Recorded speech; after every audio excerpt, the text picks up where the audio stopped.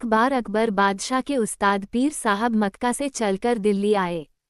रास्ता न जानने की वजह से उन्हें बड़ी मुश्किलों का सामना करना पड़ा था। अकबर बादशाह ने उनकी बड़ी आवभगत की। कुछ दिन आनंद लेकर पीर साहब मक्का लौट गए। जब पीर साहब चले गए तो अकबर बादशाह ने बीरबल से पूछा, बीरबल, क्या तुम्हारे भी कोई गुरु हैं, जैसे कि मेरे पीर साहब हैं? यदि हैं तो वे कहाँ रहते हैं, कभी आते जाते भी हैं या नहीं? बीरबल ने जवाब दिया, जहाँ पनाह। मेरे भी गुरु हैं, लेकिन वो बाहर रहते हैं, कहीं आते जाते नहीं। हाल ही मैंने सुना है कि मेरे गुरुदेव किसी को कुछ बताते भी नहीं और कभी किसी से एक पैसा भी नहीं लेते। रुपए पैसे का उन्हें लोभ नहीं है।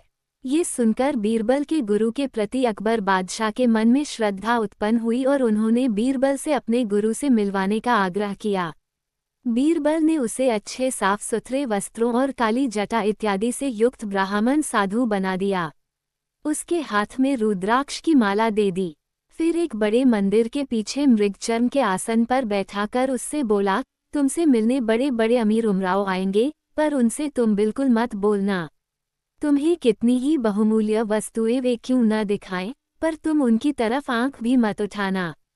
तुमसे जो कुछ भी पूछें, उसका जवाब मत देना। बस अपने ध्यान में रहना और सिर्फ माला फेरते रहना। ध्यान रहे, यदि इसके अलावा तुमने कोई भी हरकत की तो तुम्हारी खैर नहीं, क्योंकि मैं तुम्हारी हरकतों को देखता रहूंगा। बूढ़े लकड़हारे ने बीरबल की बातों को स्वीकार कर लिया। जब बीरबल को यकीन हो गया कि वो भली भांति स्वांग कर सकता है, तब वह अकबर बादशाह के पास दरबार में गए। दरबार में उस समय सभी दरबारी उपस्थित थे। बीरबल ने अकबर बादशाह को अपने गुरु के आने की शुभ सूचना दी और कहा, पहले तो गुरुदेव ने दर्शन देने से इनकार किया, पर मेरे खुशामद करने पर वह पधारे हैं और मंदिर के पिछले हिस्से में आसन जमाए हुए हैं। उन्होंने आप लोगों को दर्शन देना भी स्वीकार कर लिया है, लेकिन मुझे साथ आने को मना कर दिया है। यदि मैं हट करके जाऊंगा तो हो सकता है वो मुझे शाप दे दें। अतः आप और लोगों के साथ उनके दर्शन करने के लिए जा सकते हैं। बीरबल को छोड़कर अकबर बादशाह के साथ सभी दरबारी गुरुदेव के दर्शन करने के लिए गए। अकबर बादशाह ने गुरुदेव के सामने जाकर सादर मस्तक झुकाया। फिर बैठकर उनसे पूछा, गुरुजी, अपना निवास स्थान तथा शुभ नाम इस दास को भी बताने की कृपा करें। गुरुदेव भी किसी ऐसे वैसे के चेले नहीं थे। अकबर बादशाह की बातें सुनी अनसुनी करके वह अपने ध्यान में ही रहे। अकबर बादशाह फिर बोले, भगवन, मैं सारे हिंदुस्तान का बादशाह हूँ और आपकी प्रत्येक इच्छा पूर्ण करने में समर्थ हूँ। आप कृपा करके एक बार मेरी ओर नज़र उठाकर देख ले तो मैं आपको धन्य समझूंगा। इस पर भी जब गुरुदेव ने ध्यान नहीं दिया तो अकबर बादशाह ने 10,000 रुपये मूल्य का कड़ा, जिसे वह स्वयं पहने हुए थे, हाथ से उतारकर गुरुदेव के चरणों में ये सोचकर रख दिया कि लालच में शायद कुछ आशीर्वाद देकर इस बहुमूल्य कड़े को स्वीकार कर लें। परंतु जब कुछ नतीजा न निकला तो निराश होकर अकबर बादशाह वहां से उठ खड़े हुए और बोले, जो आदमी अतिथि के साथ ऐसा व्यवहार करे, उस कठोर हृदय से बातें करना भी मूर्खता है।